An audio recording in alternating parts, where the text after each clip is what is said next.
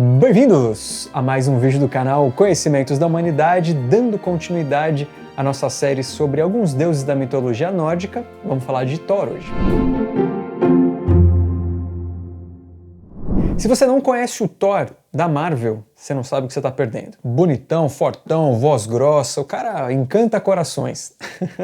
O que será que tem do Thor mitológico nesse Thor que a Marvel traz? Bom, a primeira coisa que a gente precisa saber é que na mitologia nórdica, o Thor é muito mais associado aos gigantes, no sentido de ser um grande confrontador de gigantes. É muito comum nas suas histórias ele matar, ou de alguma maneira batalhar, seja lá de que forma, com um gigante. Mais até do que associação com raios e trovões e não sei o que, matar gigante é o negócio do Thor. Odin é pai dele. Só que Odin tinha uma esposa oficial, que é Frigg. Thor não é filho de Odin com Frigg. Thor é filho de Odin com Jord, que seria a terra. E ele também é casado, Thor também é casado, com Sif, que tem os cabelos dourados. E tem 3 filhos. Os 2 meninos são Mod e Magni e a menina é Trude. Apesar deles aparecerem aqui e ali, eles não têm uma super relevância absoluta, né? Acho que o próprio pai, Thor, já é um cara diferenciado na mitologia. Ele é o mais forte dos deuses. Tem alguns episódios ali que fica bem claro isso. E, apesar de Odin ser o chefe do panteão, do que chegou pra gente, né? Eu até falei isso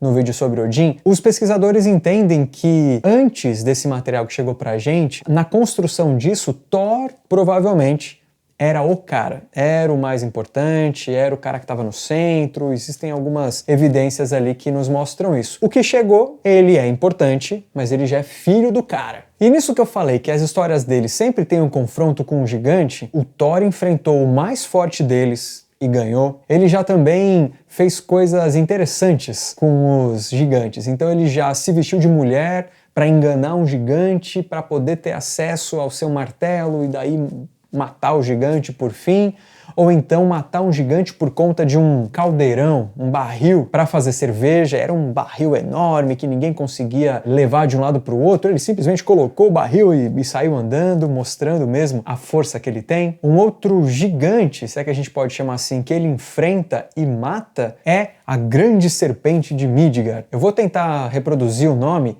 é algo como Jormungandr, ou Jormungand, sei lá, o jeito que você preferir falar, mas é uma serpente imensa que vive no mar, e aí ele, numa pesca, traz essa cobra à tona, e ele consegue matar essa cobra. Só que, na mitologia nórdica, como tem várias fontes e tal, ela reaparece, ou Thor não teria matado ela nesse momento, e ela reaparece no Crepúsculo dos Deuses, no fim do mundo, no Ragnarok. E aí os dois se enfrentam, Thor consegue matar a serpente, só que como ele foi envenenado, ele dá 9 passos para trás e morre também. Então os dois se matam no fim das contas, mas, de qualquer maneira, Thor matou a serpente. Além da sua força, Thor tem alguns instrumentos. O martelo, bem conhecido, e é um martelo de uma mão só, é um martelinho ali, é meio para ser defeituoso, né? A ideia dele, porque ele teve um problema na confecção e tal, mas enfim, é um martelo mágico feito pelos anões ali com um pouco de magia, e quando ele é arremessado, ele acerta o alvo e tem a capacidade de voltar para a mão de quem o lançou. Não é para a mão do Thor,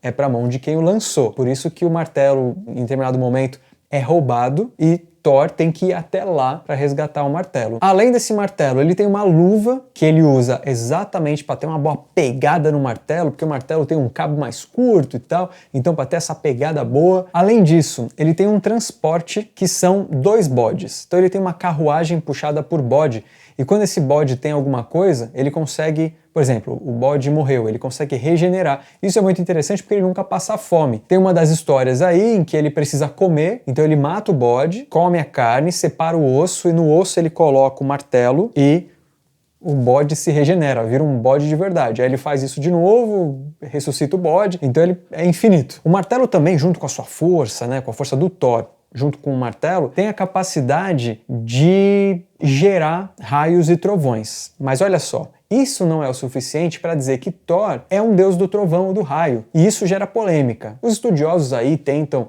né, ver o que faz sentido, o que não faz. Thor é ou não é associado diretamente a trovão e raio? Aparentemente, até onde a gente sabe, não diretamente. Mas há essa capacidade. E principalmente por conta dos povos romanos, né, dessa necessidade de, é um deus do trovão, porque a gente tem o deus do trovão, o deus do raio e tal, a gente tem, então tá ali associado, tem essa mistureba aí que a gente acaba levando. Então é o deus do raio e do trovão. Não é bem assim. E aqui, fazendo um parênteses, eu tô dando algumas pinceladas nas histórias, mas se você quiser saber as histórias completas e com o meu olhar de interpretação, a gente já lançou um curso de mitologia nórdica. E eu vim do futuro para falar para vocês que a gente estruturou esse curso de uma forma muito especial. Espero que vocês gostem. Dê uma olhada na descrição do vídeo, que tem o link para vocês olharem todo o cronograma. Basicamente, a gente começa fazendo algumas considerações iniciais e depois eu faço uma contextualização sobre quem eram os nórdicos, para finalmente a gente entrar na mitologia, mas iniciando com personagens, criaturas mitológicas, mundos, a tal da Yggdrasil, o que era, o que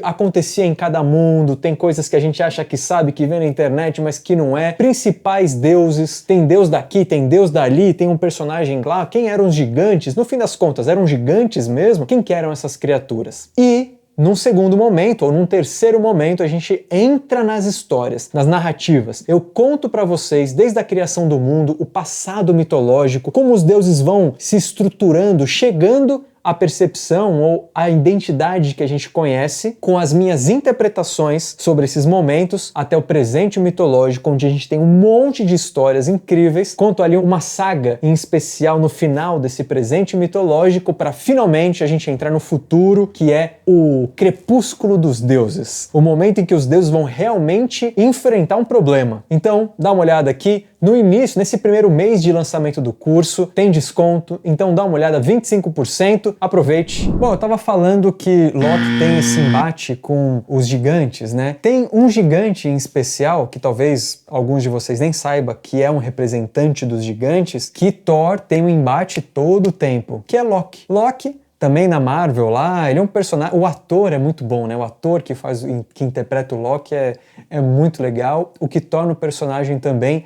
muito carismático. Mesmo sendo vilão, ele é um personagem gostoso de ver. Aqui a gente tem também uma dicotomia, a gente tem uma dualidade aqui, né? Thor causa muito dos problemas, mas ao mesmo tempo ele meio que tá do lado dos deuses, apesar de não ser um deus. Ele meio que foi adotado de alguma maneira pelos deuses e mora ali com eles. Só que o embate com o Thor é direto. Então tem determinado momento que o Loki tenta fugir e ele tá sendo condenado, Thor usa o seu martelo para pegar ele de volta. Tem outro momento que o Loki tá ali num jantar e tá falando mal dos deuses, tirando sarro.